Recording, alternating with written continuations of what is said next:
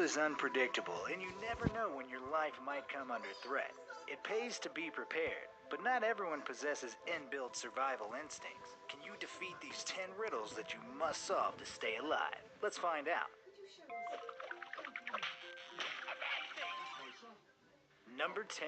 Head above water. Imagine you're trapped in a room and it's slowly filling with water. You've checked everywhere and there's no way to turn off the water or to make an escape, and you can feel the water level rising with every passing second. It's not only the coldness of the water making you squeal, but the knowledge that help is 5 minutes away and you only have 2 minutes or so until the entire room is flooded.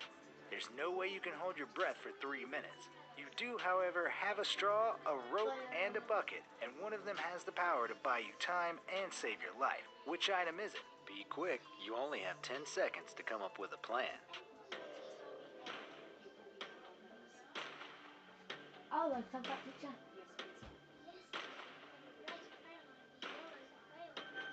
Now maybe you could use the straw like a snorkel, but that won't be helpful once the water reaches the ceiling. The rope would be useful in so many other life or death situations, but sorry, it's no good to you right now. It's actually the bucket that will buy you a little extra time until help arrives. Turn it upside down, put it over your head, and you'll have an air bubble that'll give you the extra minutes you need until help arrives.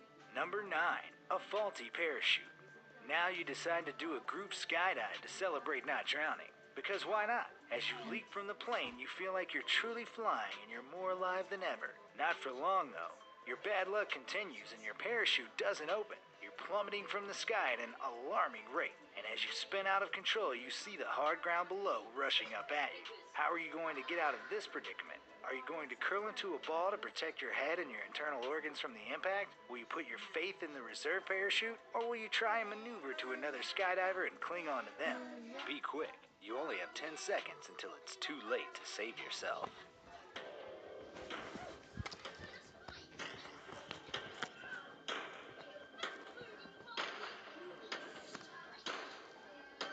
The answer to your problem is clear. The reserve parachute is the only thing guaranteed to save your life. Curling up into a ball might minimize damage, but it also might not. And as for clinging to another skydiver, you'll get them killed too. Number 8. Paws of Death. Back on land, you're out for a stroll in the great outdoors. It's a beautiful sunny day and you're whistling as you walk. You're daydreaming about what you'll have for lunch once you get back to your campsite, so much so that you don't notice the huge brown bear standing a few meters in front of you. A wave of panic washes over you as the bear looks into your eyes and growls. What will you do to escape the paws of death? Should you stand your ground and try to scare it off? Maybe you can go the Dr. Dolittle route and befriend it. Should you run away as fast as you can, or should you drop to the ground and play dead? The bear is approaching. Make your decision.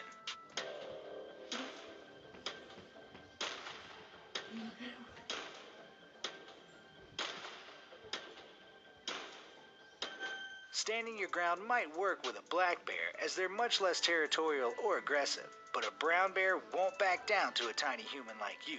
Running away or befriending a bear isn't a wise move, no matter the type. With a brown bear attack, your only option is to drop to the ground with your knees to your chin and your hands protecting your neck. When it sees you're not a threat, it will walk away. Hopefully. Number 7. Deadly Venom.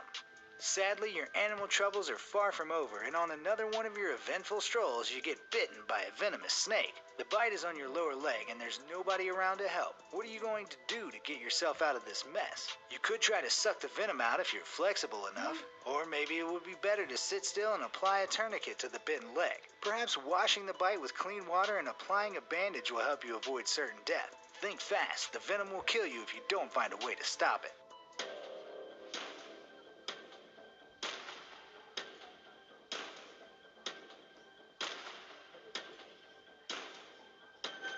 The first option might be tempting if you've been practicing yoga and are super bendy, but do you really want venom in your mouth when it could seep into your bloodstream from tiny cuts in your gums? I don't think so.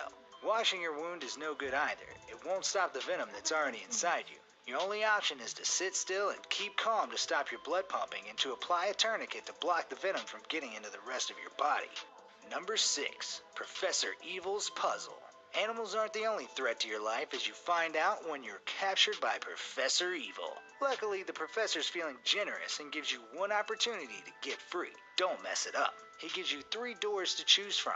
2 lead to freedom, but the other leads to death, and you can only ask one yes or no question before making your choice. Professor Evil will answer the question honestly if you point to a freedom door, but might lie if you point to the death door. What's your question going to be? You better decide quickly. Professor Evil isn't known for his patience.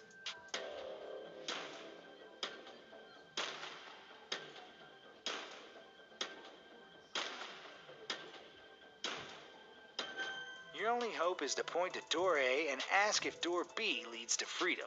If he says yes, pick door B. And if the answer is no, choose door C. Don't get it? This drawing shows you how my solution works.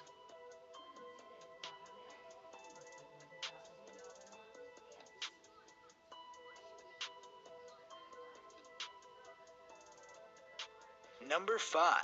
Mother Nature's Revenge. Yes, you've got yourself into more trouble, but this time it's Mother Nature that's after you. You're taking a leisurely drive, presumably to avoid strolling after all your trouble with deadly animals, and you've stopped to, relieve yourself in a field by the side of the road. Just then, the weather turns dark and stormy and a tornado touches down scarily close to you. There's no shelter. How are you going to get out of this tangle? Maybe you could climb a tree and take shelter under the leafy branches? Should you find a ditch in the field and curl up in it?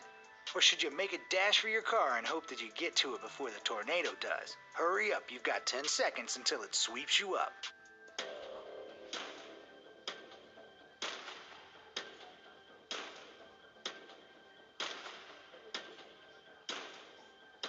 Climbing a tree wouldn't do you much good. How are you planning to hang on if the tornado hits it? Running for your car is too risky, and even if you make it, the tornado could still catch you and pick you up, vehicle and all. Your best option is to get into the ditch and make yourself as small as possible. If the tornado passes over you, it might not be able to lift you from your hiding place. Honestly though, it serves you right for relieving yourself outside in the first place. Number 4.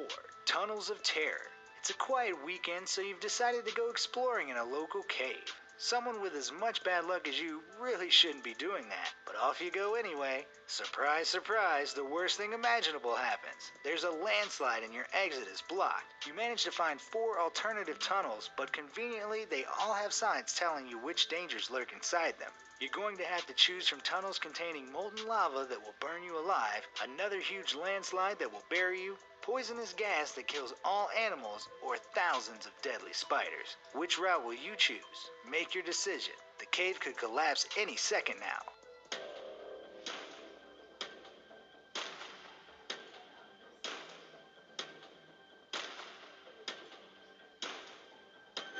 Three of the tunnels contain things that will certainly kill humans, but one of them is only dangerous to animals. So long as you're actually a person, if you select the gas-filled tunnel, you'll escape unharmed.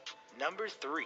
Red and blue pills. Imagine this. You're blind, sick, and you have nobody around to help you. Poor you. To stay alive, you have to take 2 tablets every single day. A blue one and a red one. The pills feel, smell, and taste identical, so there's no way of knowing which is which. The doctor always puts the pills in a daily pill box for you, but one day you slip and drop the box, mixing up the 2 of the days. Oh no. You need to take the pills today, and the doctor can't get to you until tomorrow. How are you going to figure out which of the 4 drop pills you should take?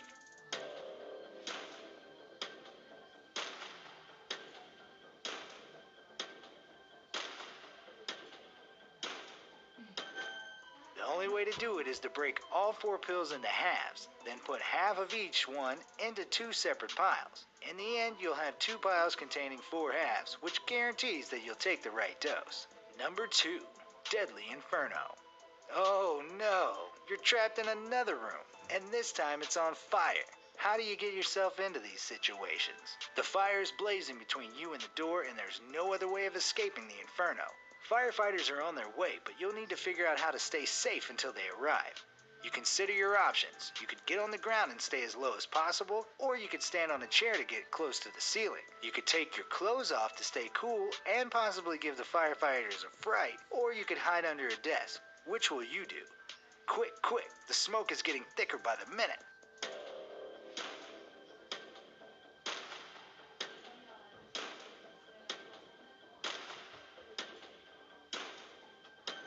Firstly, getting on top of a chair is a terrible idea. Smoke and heat both rise, so you wouldn't stand a chance up there. Taking your clothes off will expose your skin to the heat, which is not what you want for your delicate parts. And getting under a desk won't really help you much. Your only choice is to get as low to the floor as possible so you don't suffocate from the smoke and just wait until help comes. Number 1. 4 Rooms of Fear. Congratulations, you've made it to my final conundrum. You're condemned to death for crimes too terrible to speak of, and your cruel and unusual executioner gives you the choice between 4 tanks which you'll enter from the top, in which you'll meet your fate. The first room contains a vat full of acid as deep as your chest. The second is full of bloodthirsty murderers ready to kill. The third is blazing with raging fires, and the fourth contains a pool full of bloodthirsty sharks that haven't eaten in 6 months. Which horrifying fate do you choose?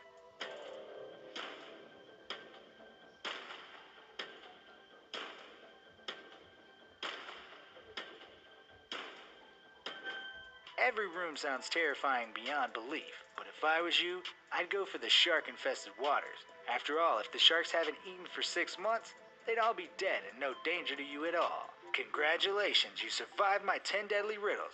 Did you solve them all? Let me know in the comments section down below, and thanks for watching.